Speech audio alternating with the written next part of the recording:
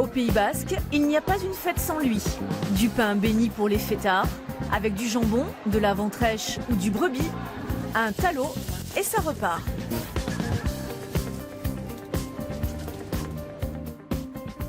Dans la plus ancienne boulangerie de Bayonne, le talot c'est toute une histoire. Ici Bernard propose des pains traditionnels à la farine du Pays Basque et depuis plus de 20 ans, il confectionne aussi des talots.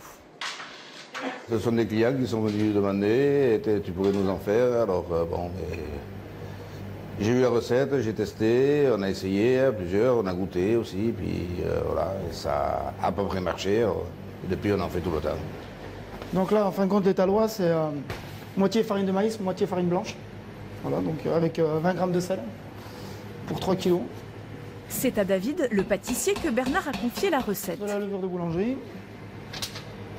Là, c'est à peu près 2 grammes au kilo, pas plus, il ne faut pas que ça gonfle trop. Il produit chaque semaine une trentaine de talots qui seront vendus nature, prêts à cuire. Il y a à peu près 3 litres, 4 litres d'eau, ça dépend.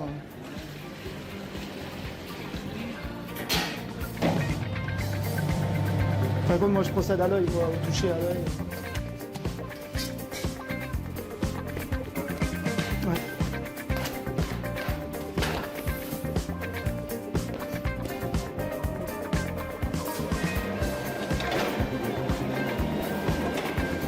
Du pétrin au laminoir, la pâte est travaillée pour ne mesurer plus que 2,5 mm.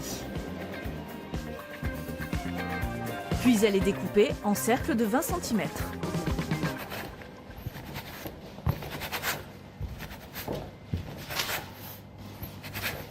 Donc là, c'est là que vous avez le talot. Voilà, prêt à cuire. Les talots sont vendus surgelés à la pièce. Il y en a qui en demandaient, des clients, tu peux en faire, alors, mais des fois ils en voulaient 2, 3, on les a fait congeler, puis les gens, s'ils en veulent 10, ils en prennent 10, s'ils en veulent 2, ils en prennent 2, voilà. Voilà, je le plie. Pour nous mettre l'eau à la bouche, c'est Hélène, la boulangère, qui nous livre ses secrets. Elle utilise le jus de cuisson du jambon pour faire revenir le talot. Et le talot est prêt. Et voilà. Le talot, un délicieux souvenir d'enfance pour Josette, restauratrice bien connue à Bayonne. Il n'y avait pas de pain à l'époque. Alors on mangeait le talois, que maman savait très bien le faire.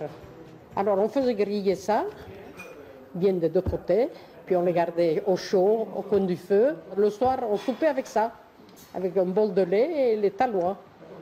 Et au fur et à mesure que les gens voulaient manger, soit on mettait du fromage au milieu, et on appelait ça le maracukia, on le mettait en boule. Puis on mordait là-dedans, comme si c'était une pomme. Désormais, c'est la jeune génération qui s'empare de la mode du talot. Que ce soit avec Vincent dans ses camions pizza, ou Sébastien qui s'est lancé dans une production semi-industrielle, le talot nouvelle version est arrivé. Le talot, c'est un petit peu le mal-aimé. C'était le pain des pauvres, c'était avec les résidus de maïs de la maison que l'on trouve au fond du grenier. Donc il n'a pas une très très bonne réputation. Donc c'est vrai que de ce côté-là, c'était quand même un challenge. On a voulu lui changer son visage, on va dire ça comme ça, et lui donner une seconde vie. Du moins, c'est ce qu'on s'est dit et c'est ce qu'on a essayé de faire. C'est un produit que l'on mange uniquement en fête, mais on rencontre des personnes qui en mangeraient réellement tous les jours. Avant de cuisiner des talots et de les vendre pré-cuits, Sébastien Gonzalez a été un grand champion de pelote à main nue. Le talot, reconversion favorite des sportifs? Peut-être. Vincent est lui un ancien snowboarder. Depuis 3 ans, il a posé 2 camions à four à bois sur des parkings de Bidart et Biarritz. Il y vend des pizzas et des talots un peu spéciaux. La recette d'origine, c'est de l'eau, du sel et de la farine de maïs.